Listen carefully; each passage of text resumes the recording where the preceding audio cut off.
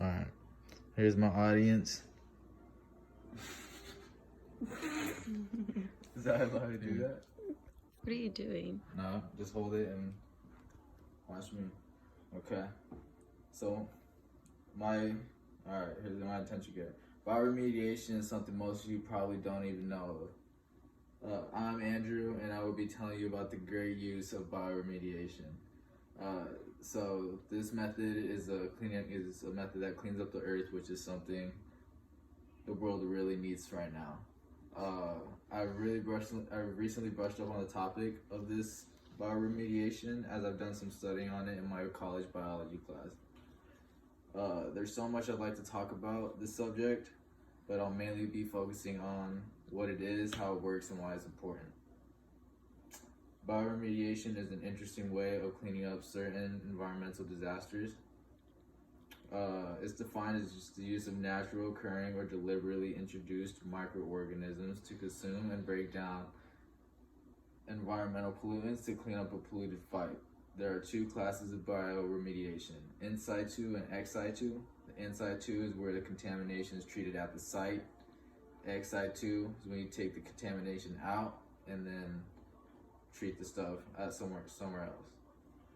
Now that you know what it is, let's see how it works. Main point, there are a few different types of bioremediation. A few of them may sound familiar, some few of them may not.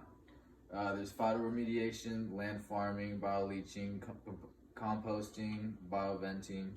Those are just 5 out of the 9 of them. Yeah, there's a lot. One example of the process would be maggots in like cleaning up wounds and such. And another example would be in oil spills. They would just provide nutrients to the stuff in oil spills so they can clean it faster.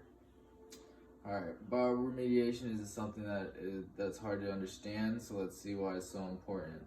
There are lots of environmental disasters that happen, so it's important to know that we can fix them and why these processes are important. So bioremediation doesn't use chemicals. It cleans up sites like other treatments do. It also allows waste to be recycled, which is really cool. Not a lot of stuff can do that. My conclusion, bioremediation can be very boring, but it can change the world. It's a slow process, but it gets more advanced when the scale could be much bigger. Bioremediation is an annoying word to say, but knowing about it helps our planet greatly.